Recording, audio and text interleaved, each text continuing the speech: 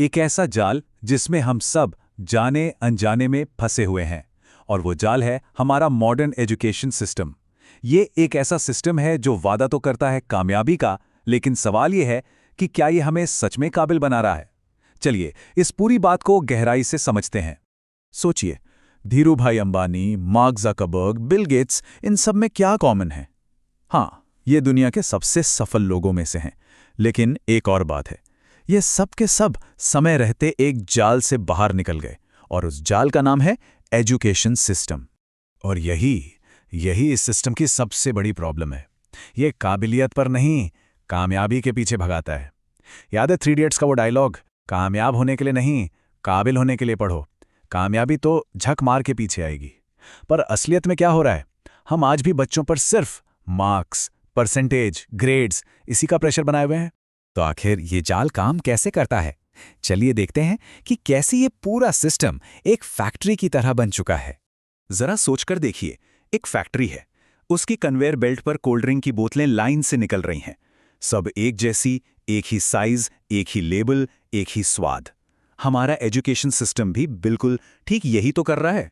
ये हर बच्चे को एक ही सांचे में ढालने की कोशिश कर रहा है, उनकी क्रिएटिविटी और उनकी यूनिक टैलेंट को खत्म करके।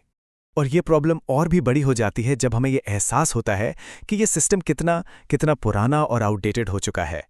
पिछले 100 सालों में जरा देखिए दुनिया कितनी बदल गई। हम रोटरी फोन से स्मार्टफोन तक आ गए, मॉडल टी कार से टेस्ला तक, मतलब जमीन आसमान का फर्क आ गया है। लेकिन अब जरा इसे देखें, 100 साल पुराना क्लासरूम और आज का क्लासरूम, कुछ बदला क्या?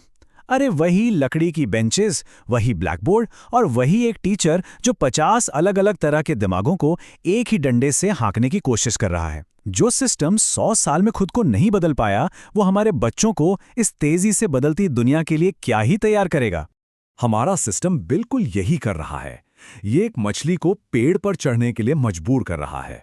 सोचिए, अगर सचिन तेंदुलकर के पिताजी उन्हें जबरदस्ती इतिहास रटाते या रामानुजन जैसे जीनियस मैथमेटिशियन को उन सब्जेक्ट्स में पास होने के लिए फोर्स किया जाता जिनमें उनका कोई इंटरेस्ट ही नहीं था, तो क्या होता? हम उनका असली टैलेंट हमेशा के लिए खो देते। लेकिन यह सिस्टम गलती से ऐसा नहीं बना है। इसकी जड़ें बहुत गहरी हैं, हमारे कॉलोनियल पास्ट में। बात है साल 1835 की, जब लॉर्ड मैकाले नाम के एक अंग्रेज ने ब्रिटिश पार्लियामेंट में एक ऐसा प्रस्ताव रखा जिसने इंडिया के एजुकेशन की पूरी दिशा ही बदल कर रख दी। मकसद एकदम साफ था, भारत की असली ताकत मतलब कि गुरुकुल सिस्टम, उसको तोड़ना। देखिए, गुरुकुल हमें मालिक बनना सिखाते थे, जहां फोकस था कैरेक्टर बिल्डिंग पर, हर छात्र की अपनी काबिलियत पर। लेकिन मैकाले को मालिक नहीं चाहिए थे, उसे चाहिए थे नौकर। एक ऐसी फौज जो रंग और खून से तो हिंदुस्तानी हो, लेकिन जिसकी सोच, जिसका दिमाग पूरी तरह से अंग्रेज हो। और सबसे दुख की बात यह है कि अंग्रेज तो चले गए, पर मैकाले का बनाया वो ढांचा आज भी हमारे स्कूलों में जिंदा है। हम आज भी वही क्लर्क तैयार कर रहे हैं।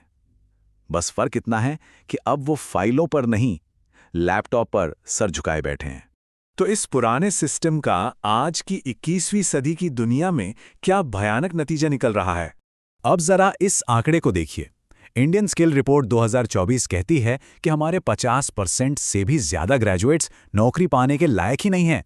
मतलब डिग्री तो है हाथ में, पर वो स्किल्स, वो काबिलियत ही नहीं है जो कंपनियों को असल भी चाहिए।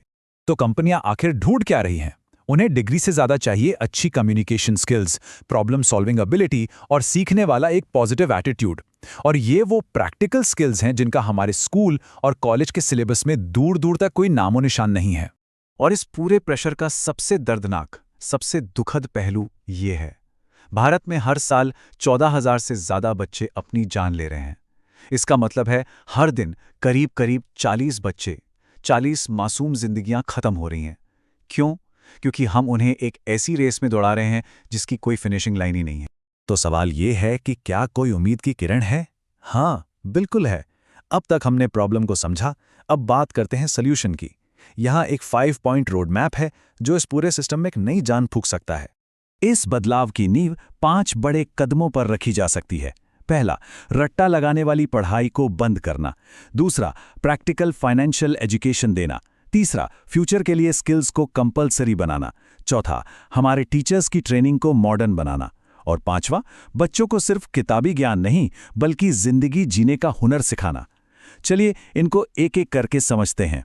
पहला कदम, रटने वाली शिक्षा को खत्म करना होगा। हमारा मकसद बच्चों की मेमोरी को टेस्ट करना नहीं बल्कि उनके दिमाग को डेवलप करना होना चाहिए। दुनिया को अब सिर्फ हुक्म मानने वाले स्टूडेंट्स नहीं बल्कि क्रिएटिव थिंकर्स चाहिए जो नई नई प्रॉब्लम्स को सॉल्व कर सकें। दूसरा, फाइनेंशियल एजुकेशन।